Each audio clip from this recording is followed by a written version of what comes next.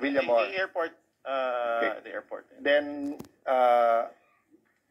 did you accompany them on the plane? Yes. Yes. Mr. Senator. And then, did you stay in the Netherlands? Yes, I stayed there for 2 days. Okay, and hindi mo alam na dadalhin siya doon? Hindi po. Can I make a clarification? That time, Pwede ko lang itanong, isang hirit lang. Wala ka sa listahan na binigay ni General Alcantara, yung mga nabigyan ng diffusion notice, ano? Wala ka doon sa listahan ng NBI, Chief PNP, wala ka doon sa listahan. Paano mo nalaman? I was informed informally by Executive Director Alcantara. Informally. Opo. So you were also there informally. You had no formal function at the Villamor or the airport sites? I was there to oversee, ma'am, lang the PCTC. Hanggang PCTC lang po ako. Yun Okay. lang po yung aking... Can I clarify that? Yes. So, sabi mo kanina, you were there to oversee. I'll clarify what oversee means. But sabi mo, hindi mo alam na dadalhin siya sa Hague. Mhm. Pero yet, sumakay ka ng aeroplano, sumama ka, you stayed in the Hague 2 days. Yes. And sabi mo, hindi ka alis, nandun ka lang. Okay, can I Yes. explain, Mr. Senator?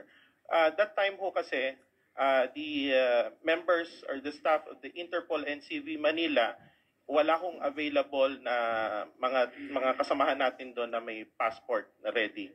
So, I volunteered, Mr. Senator. I just want to make clear. Magsiserve lang kayo ng diffusion? May dala ka pang passport? Hindi po. Hindi So, po. Kasi sabi mo lang yung iba walang passport. Ikaw lang yung may passport, may visa. Opo. Kaya alam mo na itatangay sa ibang bansa. Hindi po. Yung passport po, nasa sasakyan ko lang parati eh. So, kagagaling ko lang po kasi ng Geneva. Kakauwi ko lang ho ng Geneva that time. So, kaya ho yung passport ko, nasa sasakyan ko lang. Hindi pa ho ako nakakapag-unload. Okay.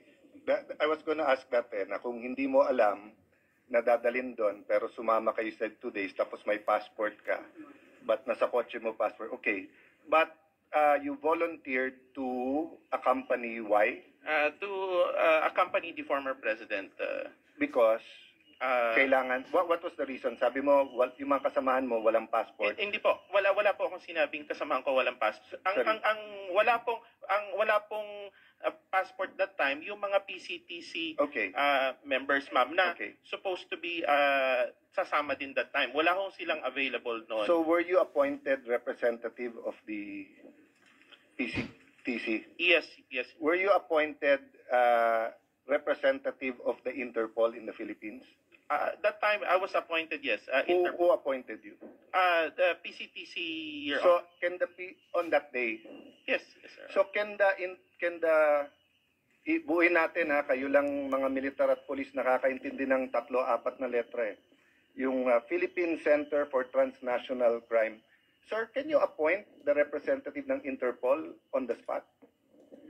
Kasama sa powers yon. If I check with Interpol, so kung today pwedeng ako representative ng Interpol? Para pong hindi yata kasama sa function ko yun. Well, kakasabi lang ho ni Ambassador, kayo daw nag-appoint sa kanya. Kung sabi niya eh. So, but you're saying it's not. Ito nga maintindihan. So hindi niyo po No. Kasi he's Yeah. a competent authority. Yeah, let's you're under oath, sir. You're Did under you oath. or did you not appoint him as The good ambassador representative? is a competent authority to represent us.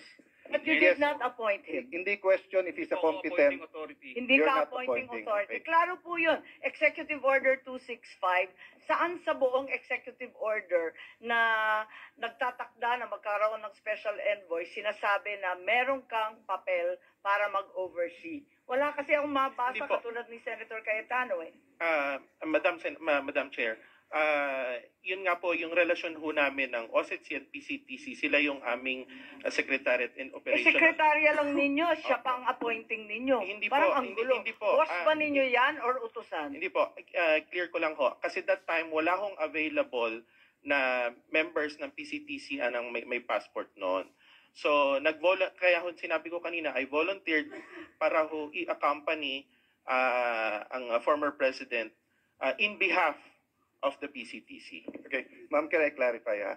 I'm not going into the supervision, your appointment as special envoy, because depende sa presidente, pwedeng iba. Di ba? Kahit presidential advisor, if the president has special advisor on justice, then it's between the president, Secretary Remulla, etc. Ang focus ko, doon sa ikaw ang representative ng Interpol. Kasi sabi mo, yes. Ang sabi po ni Secretary Alcantara, hindi kanya in-appoint. So, sino nag-appoint sa iyo bilang representative ng Interpol? Nirepresent ko po ang PCTC. Yeah, May I clarify? Yeah, go ahead, Mr. sir. Senator. Kasi traditionally, ang executive director is also the envoy. Ngayon, pinaghiwalay po yung posisyon.